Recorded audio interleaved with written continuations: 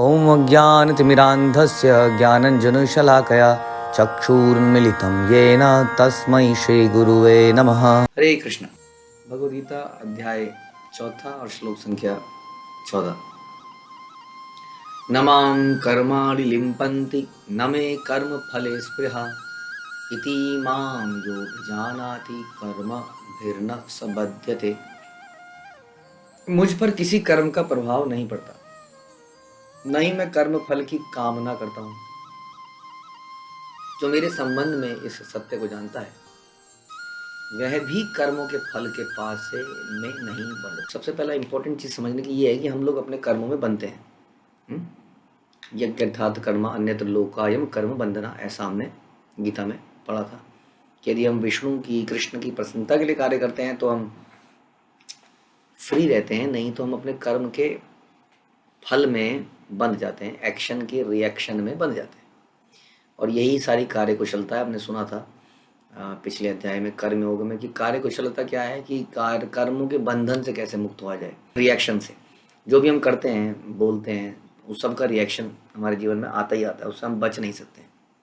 अदालत से हो सकता है हम बच जाएं टेम्परेली, पुलिस से टेम्परेली बच जाए, लेकिन वास्तव में हम इस कर्म के बंधन से बचते नहीं है। ये हमारे जीवन में एक जन्म नहीं, दूसरा जन्म, तीसरा जन्म, चौथा जन्म, ये चलता रहता है जब तक ये कर्म समाप्त नहीं होता। कई बार कर्मों का फल जो है कई जन्मों के बाद भी मिलता है, डिपेंडिंग ऑन की कैसा कर्म है।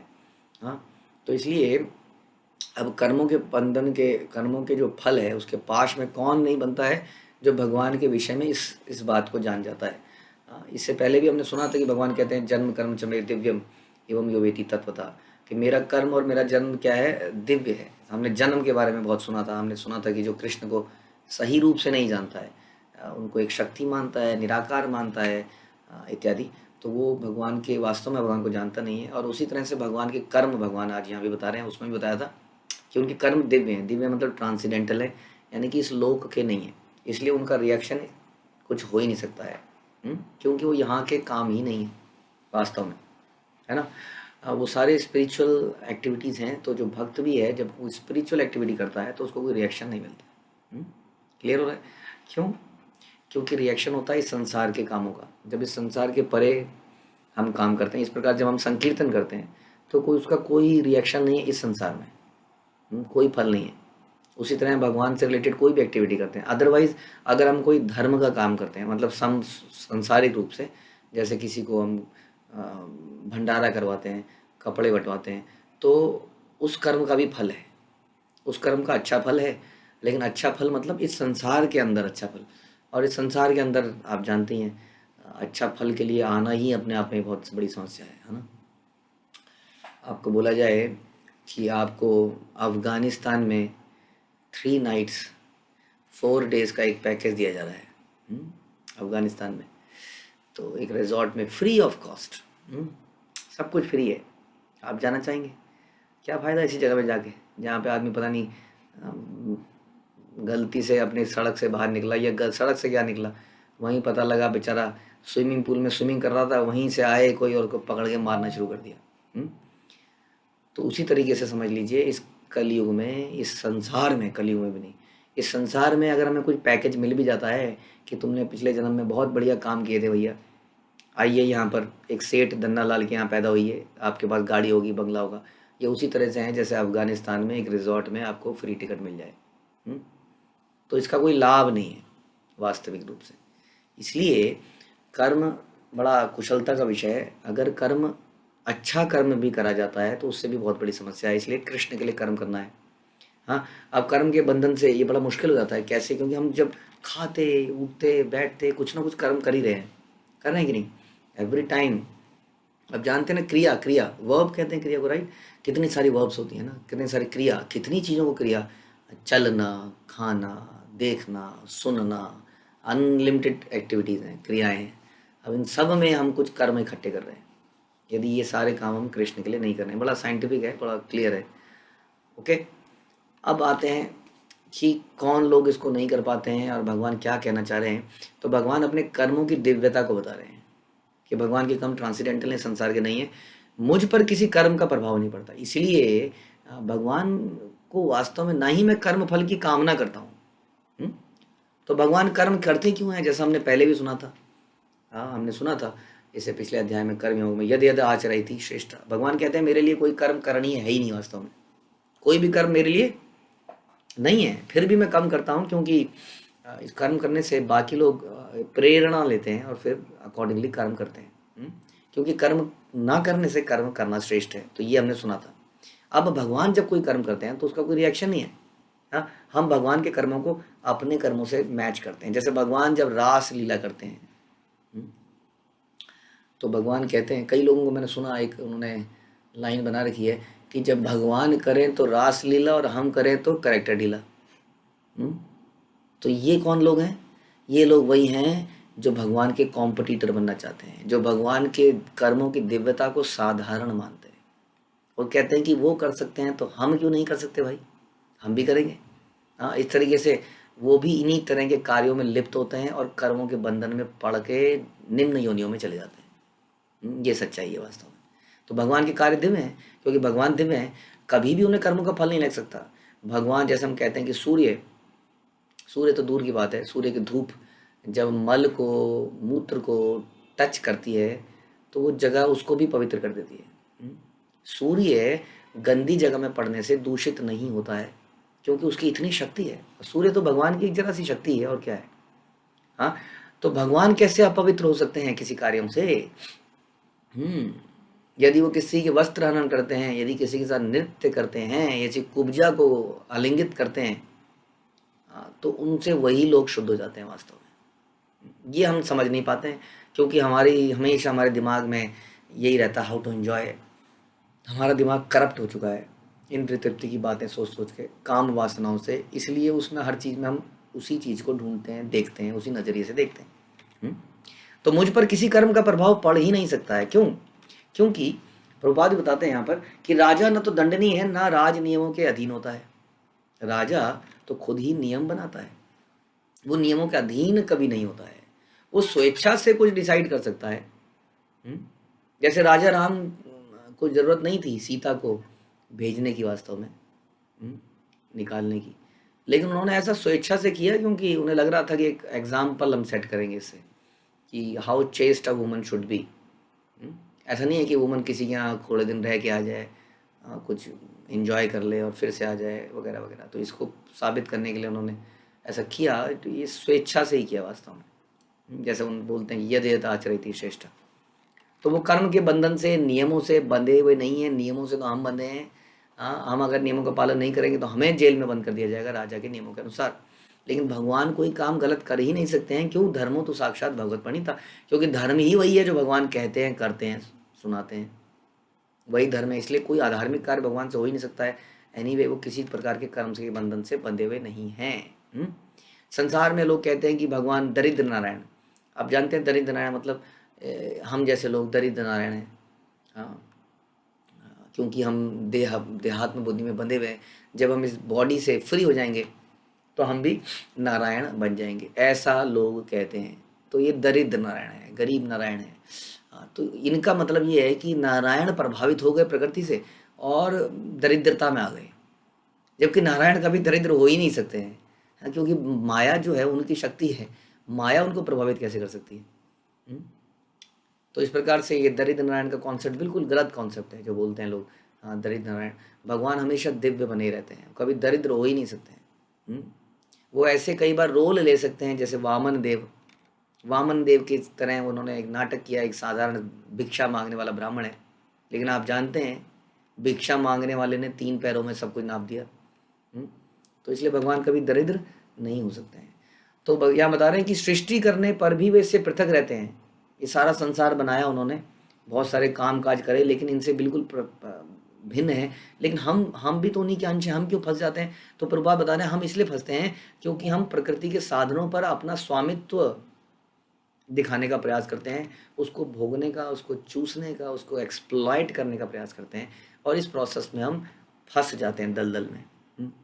हमें दलदल में वो एक बहुत सोने का नेकलेस पड़ा मिलता है, हम सोचते हैं वो पकड़ लेंगे किस तरह से, हम उसमें जाते हैं, उसमें फंस जाते हैं।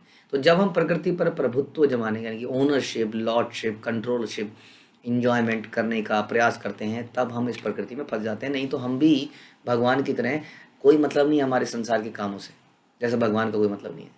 किसी संस्थान का स्वामी कर्मचारियों के अच्छे बुरे कार्यों के लिए उत्तरदायी नहीं है, कर्मचारी इसके लिए स्वयं उत्तरदायी है। यानी कि यहाँ ये बताया जा रहा है कि जीवात्माएं अपने अपने इंद्रिय तृप्ति के कार्यों में लगी है, लेकिन भगवान नहीं कह रहे हैं उनको ये करने के लिए। कई बार लोग ये कहते हैं कि सब कुछ भगवान ही करा रहा है, मैं अगर गलत कर रहा हूँ तो मैं कहाँ कर रहा हूँ, ये तो भगवान ही करा रहे हैं। तो यहाँ बड़ा क्लियरली बताया जा रहा है, भगवान सारी सुविधाएं उपलब्ध जरूर कराते हैं, लेकिन उन सुविधाओं को आप इस्तेमाल कैसे करोगे वो आपके ऊपर है, राइट। जैसे कि एक पिताजी हैं, पिताजी के पास धन है। हाँ, उन्होंने एक बार क्या हुआ, एक पिताजी ने धन दिया, एक लड़के को दिया, दो तीन अपने धन को तीन चार लोगों में बांट दिया बच्चों में, और उनका था मशीन किसका, ये जो आयरन कटिंग की मशीन जिसको कहते हैं लेथ समथिंग कुछ कहते हैं, उस मशीनरी का उनका बिजनेस था। तो उन्होंने एक बच्चे को दिया, दूसरे को दिया, तीसरे को दिया, बिजनेस को बांट दिया। और थोड़े समय बाद वो एक एक से मिले, तो पहले से मिले तो उसने कहा जी बड़ा मुसीबत आई हुई है, चल नहीं रहा है काम, बड़ा मुश्किल से चला रहा हूँ, घर किसी तरह से चला पा रहा हूँ, कुछ खर्चा निकल रहा है। दूसरे व्यक्ति ने कहा पिताजी आइए देखिए, आपने मुझे एक मशीन दी थी, मैंने 10 मशीन लगा ली है। हाँ, इन सब का है, पूरे इंडिया में हमारा काम चल गया है। तीसरा बड़ा मेहनत कर रहा था, तीसरा देखा एक कुर्सी पे बैठा है आराम से। उन्होंने कहा भाई क्या हो गया, उन्होंने कहा मैंने पिताजी पूरी दुनिया में फैला दिया बिजनेस को, अब मैं बैठ रहा हूँ बस यहाँ, मुझे देखिए स्क्रीन लगी है, इनसे मॉनिटर कर रहा हूँ।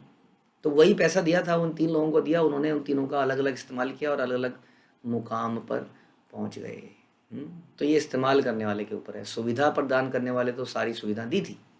उसी तरह से भगवान ने हमें सारी सुविधाएं दी हैं। जैसे एक स्कूल के अंदर से वही टीचर से पढ़कर एक बच्चा कहाँ पहुँच जाता है और एक कहाँ पहुँच जाता है, एक नीचे गिर जाता है।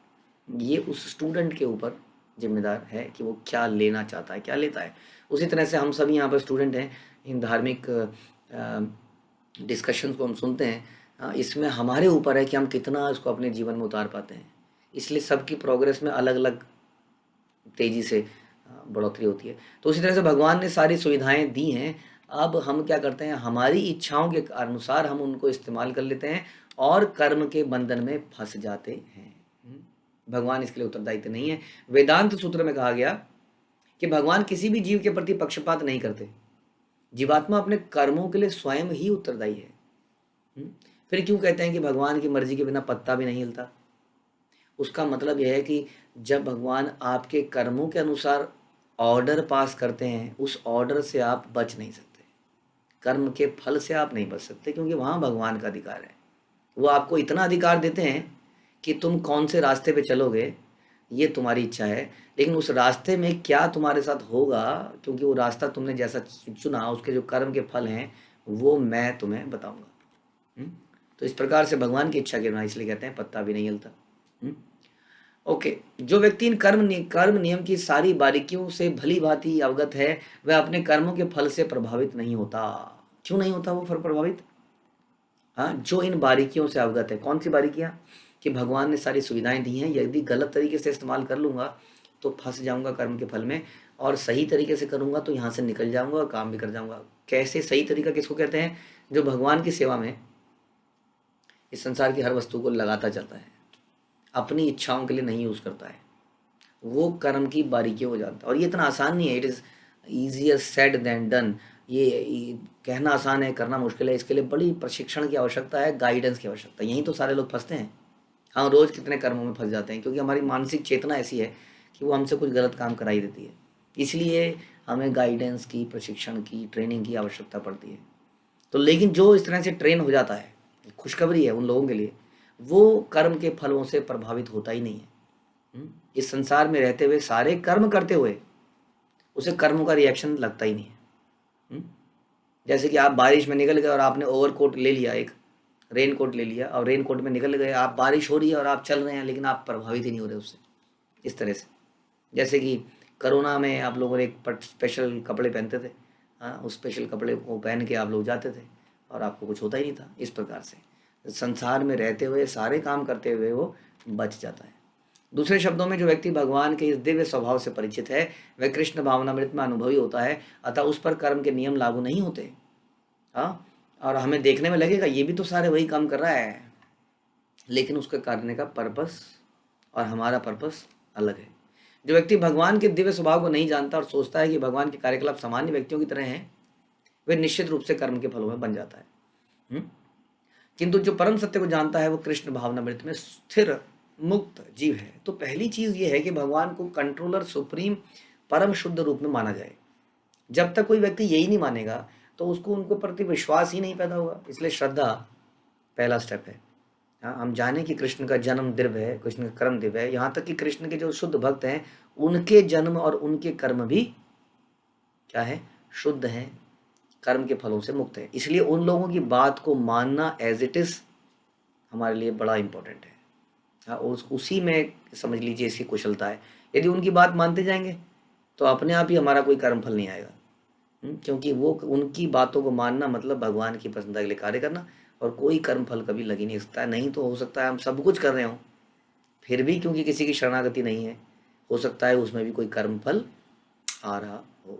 ठीक है, तो ये काफ़ी इंपॉर्टेंट श्लोक है हमारे प्रैक्टिकल लाइफ के लिए।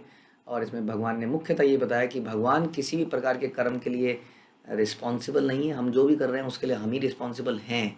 भगवान पर किसी भी प्रकार के कर्म का कोई प्रभाव भी नहीं पड़ता है। यदि भगवान ने इतने सारे राक्षसों का वध किया तो आप ये नहीं कह सकते अरे भगवान ने इतने सारे मर्डर कर दिए, इनको पाप लगेगा। ऑल्दो हम देखते हैं राधा रानी और कृष्ण का लीला जिसमें भगवान एक बैल को मार देते हैं, अरिष्टासुर को, और राधा कहती अरे तुम्हें तो नहाना पड़ेगा, तुम्हें तो स्नान करना पड़ेगा, पवित्र होना पड़ेगा। ये तो भगवान की मधुर लीला थी ताकि राधा कुंड, श्याम कुंड, इस तरह की चीज़ों का उद्घाटन हो। बहुत सुंदर लीलाएं हैं और भगवान अपने आप ही मानसी गंगा को पैदा करते हैं अपने को शुद्ध करने के लिए, जिसमें आज तक हम नहाते हैं। राधा कुंड शाम को आता है जिसमें आज भी हम आचमन करते हैं। तो ये लीलाएं अलग हैं। ध्यान रखिए, भगवान कर्मों के फल से कभी नहीं बंध सकते। हरे कृष्णा। श्रील प्रभुपाद की जय, भगवद गीता की जय।